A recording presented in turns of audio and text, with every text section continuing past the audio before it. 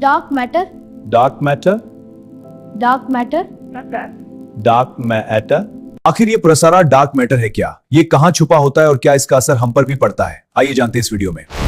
असरारे कायनात जानने के लिए यूनिवर्स मिस्ट्रीज को सब्सक्राइब करें। कभी रात को खुले आसमान की तरफ देखा है और ये सोचा है कि इन चमकते सितारों से आगे असल में है क्या? आज हम कायनात के सबसे बड़े राजों में से एक की गहराई में उतर रहे हैं, यानी वो बहुत बड़ी अनदेखी दुनिया जो हमारी हकीकत का ज्यादातर हिस्सा है। हम ये देखेंगे कि आज की साइंस इस मुअम्मे को कैसे देखती है और कैसे कदीम हिकमत हमें एक बिल्कुल मुख्तलिफ जाविया फराहम कर सकती है। देखिए, आज की साइंस ने एक बड़ी हैरानकुन बात दरियाफ्त की है। हर वो चीज़ जो हम देख सकते हैं, ये सितारे, सैयारे, कहकशाएं, ये सब कुछ कायनात का सिर्फ 5% हिस्सा है। ज़रा तस्वुर करें कि पूरी कायनात एक बहुत बड़ा समुंदर है, तो जितना भी मादा हम देख सकते हैं वो उस समुंदर में पानी के सिर्फ एक कतरे की तरह है। बाकी 95% एक ऐसी पुरस्रार अनदेखी शय है जिसे हम अभी समझना शुरू ही हुए हैं। तो इस सफ़र को समझने के लिए हम सबसे पहले कायनात के इस 95% के साइंसी राज से शुरू करेंगे। फिर हम दुनिया को देखने का एक दूसरा जाविया भी देखेंगे जो मज़हबी नुक्ता नज़र से आता है। हम इन दो बज़ाहिर अलग अलग दुनियाओं के दरमियान कुछ राब्ते तलाश करेंगे और आखिर में इस पर बात करेंगे कि ये सब हमारी हकीकत को समझने के लिए क्या माने रखता है। तो चलें शुरू करते हैं एक बहुत ही सादा लेकिन गहरी हकीकत से।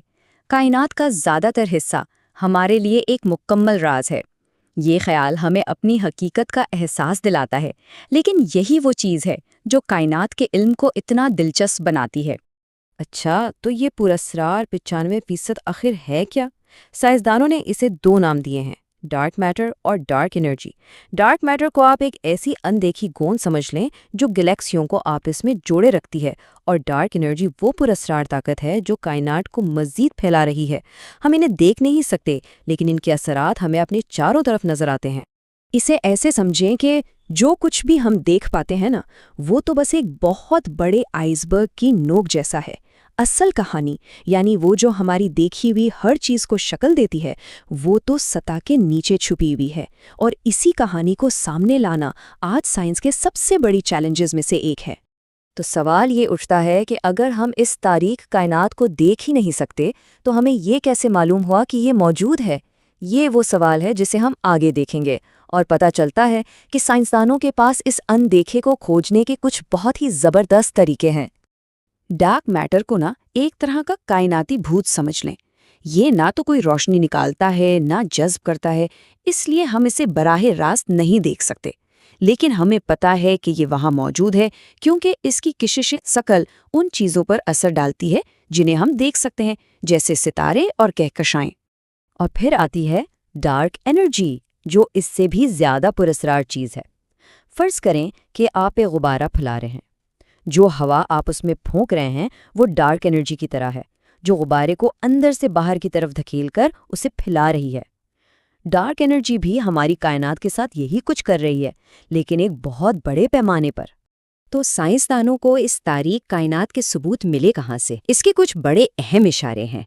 एक तो ये कि जिस रफ्तार से गैलेक्सियां घूमती हैं, उसका हिसाब किसी इजाफी अनदेखे मादे के बगैर लग ही नहीं सकता। फिर उन्होंने ये भी देखा है कि रोशनी अनदेखी चीज़ों के पास से गुजरते हुए मुड़ जाती है, जिसे ग्रेविटेशनल लेंसिंग कहते हैं। ये वो चंद इशारे हैं जिन्होंने साइंसदानों को डार्क मैटर और डार्क एनर्जी के वजूद का यकीन दिलाया है। अच्छा, ये तो हो गई साइंस की बात। अब ज़रा एक बिल्कुल मुख्तलिफ ज़ाविये से इस अनदेखी दुनिया को देखते हैं। हज़ारों सालों से मजहबी रिवायात एक ऐसी हकीकत की बात करती आई हैं जो हमारे हवास से बालातर है। आइए देखते हैं कि वो इस अनदेखी दुनिया के बारे में क्या कहती हैं। इस्लामी सोच में ना एक बहुत बुनियादी फ़र्क किया जाता है। एक वो दुनिया जो नज़र आती है और दूसरी वो जो नज़र नहीं आती। अश-शहादा वो दुनिया है जिसे हम अपने हवास से महसूस करते हैं, और अल-गैब वो अनदेखी दुनिया है, वो दायरा जो हमारे बराहे रास्त इदराक से पोशीदा है। और ये जो अनदेखी हकीकत का तस्वुर है ना, ये कुरान पाक की इस आयत में बहुत खूबसूरती से सामने आता है। ये एक बहुत ताकतवर बयान है जो अनदेखी चीज़ों को देखी हुई चीज़ों के बराबर अहमियत देता है। یہ ایک یاد دہانی ہے کہ حقیقت اس سے کہیں زیادہ ہے جو ہمیں نظر آتی ہے۔ کچھ مفکرین ایک بڑا دلچسپ نظریہ پیش کرتے ہیں۔ وہ کہتے ہیں کہ فطرت یعنی کائنات اور صحیفہ یہ ایک ہی مصنف کی لکھی ہوئی دو کتابوں کی طرح ہیں۔ ایک کتاب خود کائنات ہے جسے ہم سائنس کی زبان سے پڑھتے ہیں، اور دوسری کتاب صحیفہ ہے جو ہمیں حقیقت کے بارے میں ایک الگ طرح کی سمجھ دیتی ہے۔ نظریہ یہ ہے کہ یہ دو کتابیں ایک دوسرے سے ٹکراتی نہیں ہیں، بلکہ ایک ہی سچائی کو سمجھنے کے دو مختلف طریقے ہیں۔ اور یہاں سے معاملہ بہت زیادہ دلچسپ ہو جاتا ہے۔ کچھ علماء نے آج کی سائنسی دریافتوں اور قرآن کی قدیم آیات کے درمیان حیران کن مماثلتیں تلاش کی ہیں۔ چلیں اس کی کچھ مثالیں دیکھتے ہیں۔ چلیں ایک ایسی پہیلی سے شروع کرتے ہیں جس نے سائنسدانوں کو بہت عرصے تک پریشان رکھا کہ کہکشائیں آخر بکھر کیوں نہیں جاتی۔ ایک کہکشاں کے ستارے اتنی تیزی سے گھوم رہے ہیں کہ اصولاً تو انہیں خلا میں اڑ جانا چاہیے، لیکن ایسا ہوتا نہیں۔ کوئی چیز انہیں تھامے ہوئے ہے، ایک اندیکھی طاقت جسے اب ہم ڈارک میٹر کہتے ہیں۔ اب ذرا قرآن کی یہ آیت سنیں جو ڈارک میٹر کی دریافت سے صدیوں پہلے نازل ہوئی۔ یہ آسمانوں کے ایسے ستونوں پر قائم ہونے کی بات کرتی ہے جو نظر نہیں آتے۔